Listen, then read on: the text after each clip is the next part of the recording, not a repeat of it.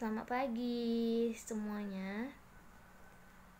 Pada pagi ini kita akan belajar, tapi sebelum belajar ada baiknya kalian berdoa terlebih dahulu ya.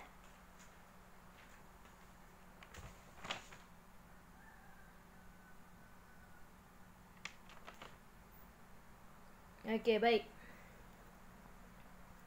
Pada hari ini kita akan belajar organ pernapasan hewan ya. Nah, baik. Pernafasan, apa itu pernafasan? Pernafasan merupakan proses menghirup gas oksigen atau O2 dan menghembuskan gas karbon dioksida atau CO2 ya. Ini penting nih. Kalau kita berbicara tentang pernapasan pada hewan, manusia pasti ada ini ya. Ingat, O2 itu gas oksigen. Kalau CO2 itu adalah gas karbon dioksida ya. Nah, kita menghirup O2, kemudian kita menghembuskan CO2 ya. Nah, baik. Organ pernapasan pada hewan. Hewan apakah hewan makhluk hidup? Iya, ya. Jadi salah satu ciri makhluk hidup adalah bernapas.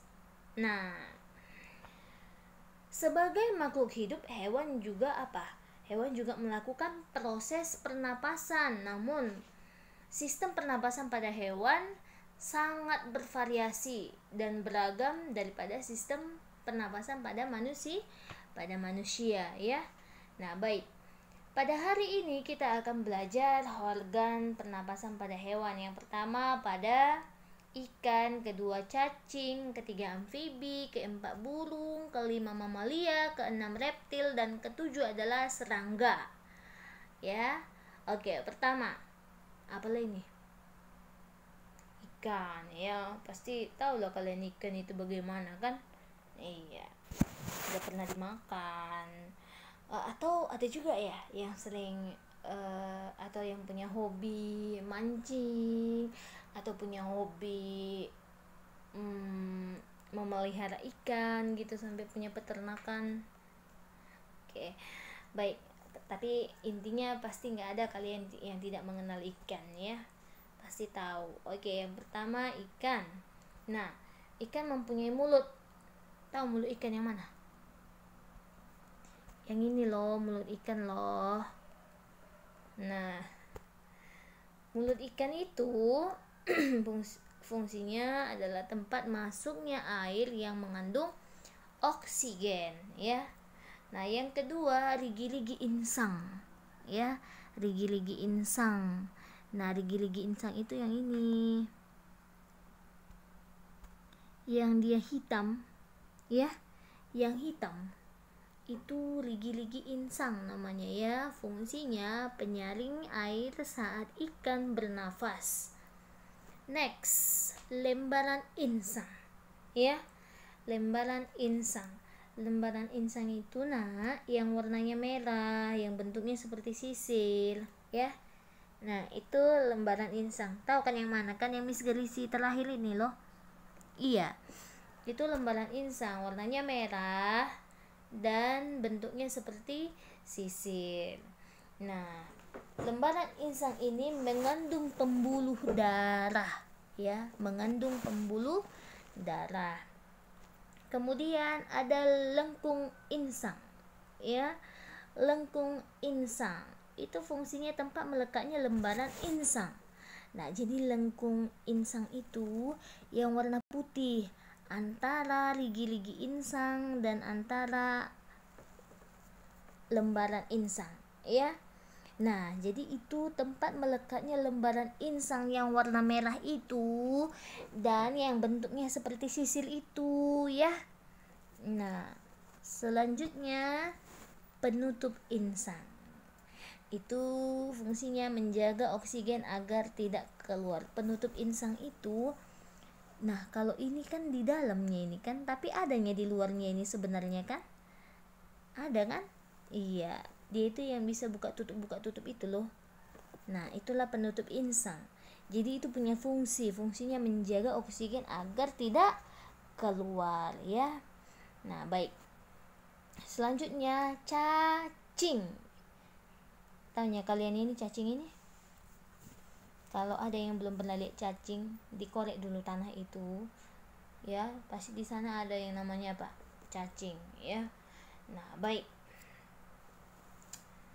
cacing adalah hewan yang lunak, ya. Cacing tanah tidak mempunyai organ pernafasan khusus.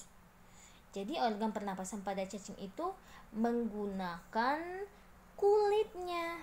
Ya, ingat, cacing bernafas menggunakan kulitnya. Nah, oksigen masuk ke dalam tubuh cacing melalui permukaan tubuh cacing yang basah. Kalau cacing itu memang basah kulitnya, ya. Nah, jadi kulit yang basah itu mempermudah masuknya oksigen dan keluarnya karbon dioksida. Pertukaran udara pada cacing itu terjadi di bagian kulitnya yang tipis. Itulah sebabnya kulit cacing ini selalu basah, karena si cacing bernapas melalui apa? Melalui kulitnya. Selanjutnya, amfibi. Amfibi ini hewan yang bisa hidup di dua alam, yaitu hewan yang bisa hidup di darat dan juga di air. Miss bikin di sini contohnya kodok, ya. Kodok. Oke, baik. Kodok mempunyai rongga mulut. Itu fungsinya tempat masuknya udara. Kemudian mempunyai koana. Koana ini fungsinya penghubung rongga hidung dan rongga mulut. Lihat di gambar itu, adanya Miss bikin tulisannya koana. Yang mana koana? Biar jangan apa? Biar jangan bingung kalian. Yang mana ini koana? Gitu ya. Nah, kemudian paru-paru dan kulit itu sebagai alat pernapasan kodok, ya. Nah, jika kalian perhatikan pada kulit kodok terdapat rongga seperti pori-pori yang besar, ya. Pori-pori itulah yang digunakan kodok untuk bernafas. Oke, kemudian burung. Apa nama biologi burung kemarin? Dari huruf A. Aves, ya. Nah, burung mempunyai paruh. Beda paruh-paruh, ya. Paruh ini di sana terdapat yang namanya lubang hidung, ya. Kemudian burung mempunyai trakea. Trakea itu batang tenggorokan. Kemudian burung mempunyai kantong udara. Ada dua jenis kantong udara pada burung. Yang pertama kantong udara interior, ya. Ini bagian terletak di bagian depan, ya. Bagian depan ini terletak di pangkal leher dan rongga dada. Kemudian kantong udara posterior ini di belakang, ya, terletak di bawah sayap dan rongga perut. Nah, kemudian ada paru-paru. Paru-paru ini difungsikan saat tidak terbang. Nah, jadi kantong udara sering juga itu disebut dengan pundi-pundi udara, ya nak, ya. Ingat, kantong udara sering juga disebut dengan pundi-pundi udara. Pada umumnya burung bernapas menggunakan paru-paru, ya, pada umumnya.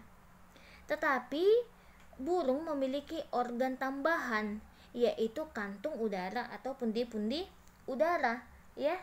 Nah, fungsi kantong udara digunakan pada saat burung terbang. Nah, ketika burung mengepakkan sayapnya, burung tidak memasukkan udara melalui hidung, ya. Udara pernapasannya berasal dari kantong udara atau pundi-pundi udara. Itulah fungsi pundi-pundi udara pada burung, ya. Jadi ingat, kalau paru-paru itu difungsikan saat dia tidak terbang, ya. Saat burung terbang, dia apa? Bernafas melalui apa? Kantung udara atau pundi-pundi udara, ya.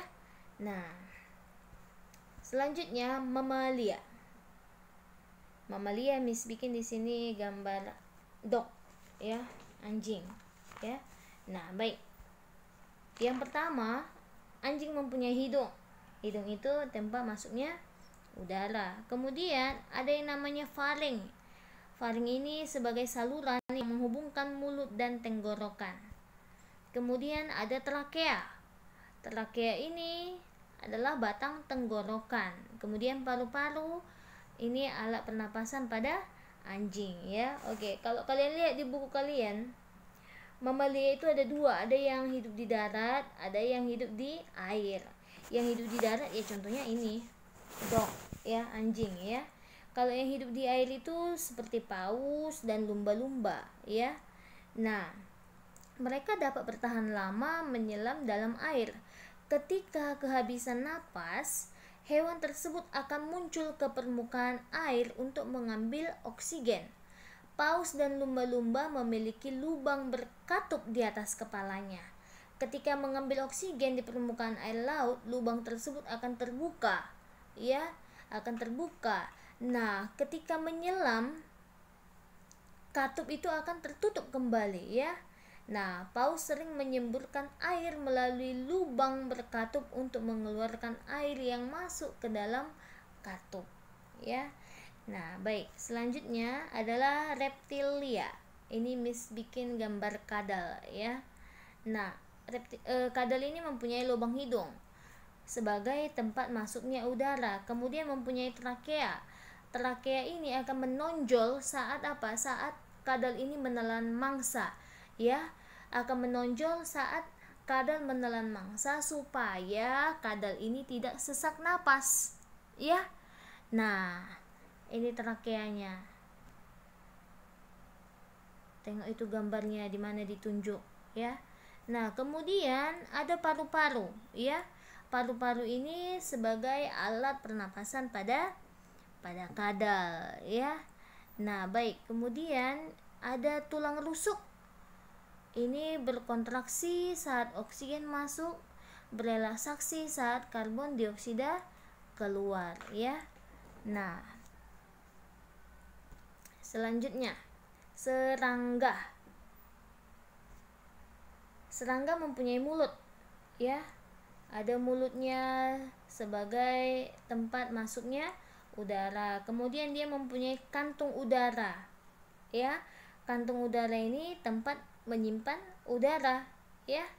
Nah, mempunyai trakea.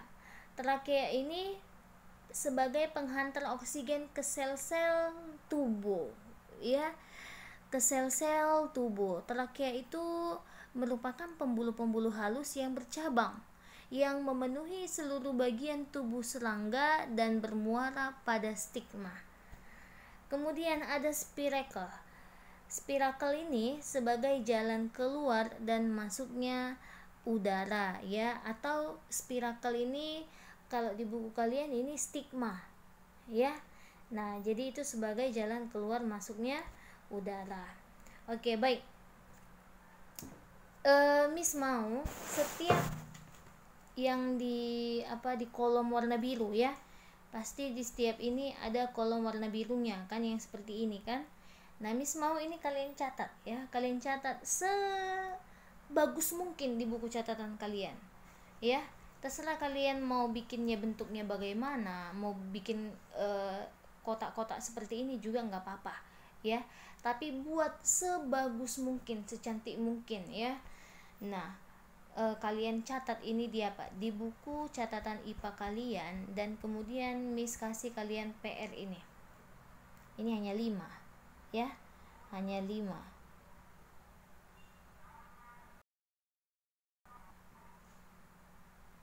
Baik, ini kalian kerjakan.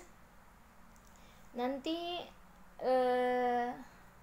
fotokan, ya, fotokan ini aja di foto, catatannya nggak usah. Catatannya nanti akan Miss periksa ketika kita sudah masuk sekolah, ya. Nah, jadi ini dikerjakan. Kalau ini sudah siap, fotokan ini sama Miss, ya. Fotokan ini, tapi dijawab, ya, jangan soalnya aja ditulis. Jawab, tulis soalnya, tulis jawabannya. Habis itu kalau udah selesai, fotokan sama Miss, oke? Selamat belajar dan selamat mengerjakan. Tuhan memberkatimu. Bye.